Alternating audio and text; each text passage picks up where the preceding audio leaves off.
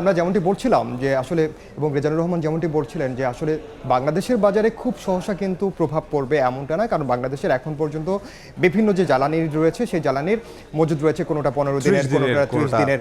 আসলে furnace oil একটি নির্দিষ্ট পরিমাণের, এভিয়েশন ফুয়েল একটি নির্দিষ্ট পরিমাণের। কিন্তু বাংলাদেশ আপাতত নিরাপদ থাকলেও এশিয়ার যে অন্য দেশগুলো আছে সেগুলোতে কিন্তু তাৎক্ষণিক প্রভাব পড়তে শুরু করেছে। আপনি দেখেছেন যে ইউরোপের বাজারে এরই মধ্যে 50% এলএনজির দাম বেড়ে গেছে।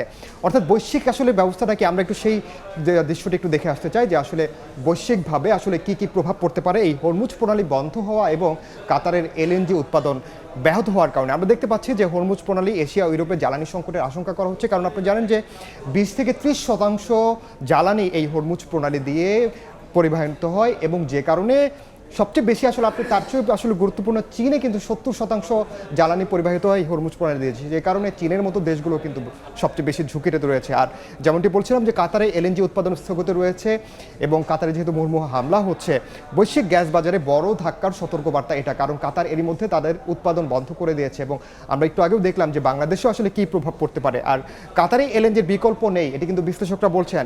যেহেতু বিকল্প নেই সেক্ষেত্রে কিন্তু যে সংকটটি এটি কিন্তু আরও দীর্ঘায়িত হতে পারে। আমরা একটু আরও কিছু আমাদের তথ্য আছে, আমরা সেগুলো একটু দেখে আসতে চাই। এই হরমুজ প্রণালী বন্ধ হলে আপনি জানেন যে শুধুমাত্র আমাদের যে পার্শ্ববর্তী দেশগুলো সেগুলো না, চীন, ভারত, তাইওয়ান, দক্ষিণ কোরিয়া সবচেয়ে বেশি ঝুঁকিতে পড়বে। বিশ্বের 1/5 এলএনজি পরিবহন হয় হরমুজ প্রণালী দিয়ে। আমি যেমনটা বলছি যে চীন এখন পর্যন্ত বলেছে যে তারা আসলে এই যুদ্ধে কোনো যুদ্ধেই সমর্থন করছে না। যুক্তরাষ্ট্র আসলে তাকিয়ে আছে চীন এবং রাশিয়া কোন ধরনের পদক্ষেপ নেয়, তারা কি আসলে ইরানের পক্ষ নেবে। ইরান কিন্তু আপাতপক্ষে তারা কৌশলগত একটি অবস্থান নিয়েছে, তারা এখন পর্যন্ত যুদ্ধে কোনো ধরনের পক্ষ নিতে চাচ্ছে না।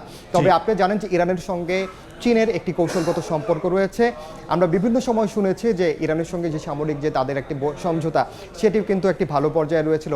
অনেকে ধারণা করছে এটা আসলে বৈশ্বিক অর্থনীতির যে প্রভাবটা পড়বে সেটি আসলে আপনি জানাচ্ছিলেন। সংঘাতের কথা যদি আবার একটু বলতে চাই, সেটা হচ্ছে যে ইরানে আমরা দেখেছি 4.3 মাত্রার ভূমিকম্প হয়েছে এবং এই ভূমিকম্পের আগে আমরা যেটি দেখেছি যে স্যাটেলাইটের ছবিতে দেখা গেছে যে ইরানের যে পারমাণবিক স্থাপনা রয়েছে নাতানজে, সেখানে একটু ড্যামেজ হয়েছে, ক্ষতিগ্রস্ত হয়েছে, সেই ছবিটি আমরা দেখতে পেয়েছি। ইমদাদ, আপনি জানেন যে কোনো ধরনের ভূমিকম্প হলেই স্বাভাবিকভাবে আসলে অনেকেই মনে করেন যে ইরান নিশ্চয়ই এখানে কোনো ধরনের পারমাণবিক পরীক্ষা তারা চালালো কিনা। তবে আপনাকে এটাও জানিয়ে রাখি, ইরান কিন্তু একটু ভূমিকম্প প্রবণ এলাকা।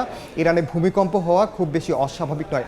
আবার এটাও ঠিক 4.3 মাত্রা বা এই মাত্রার কাছাকাছি যদি কোনো ধরনের ভূমিকম্প হয় সেটি কিন্তু পারমাণবিক বিস্ফোরণের যে পরীক্ষা সেই পরীক্ষা থেকে হয়। স্বাভাবিকভাবেই এখন যেহেতু একটা যুদ্ধ পরিস্থিতিতে আছে, তার মানে যে প্রশ্ন উঠতেই পারে যে আসলে কি তারা পারমাণবিক কোনো পরীক্ষা চালানো কিনা। জি, ওমর ইনান, আপনাকে অসংখ্য ধন্যবাদ আমাদের সঙ্গে যোগ দেওয়ার জন্য। ধন্যবাদ।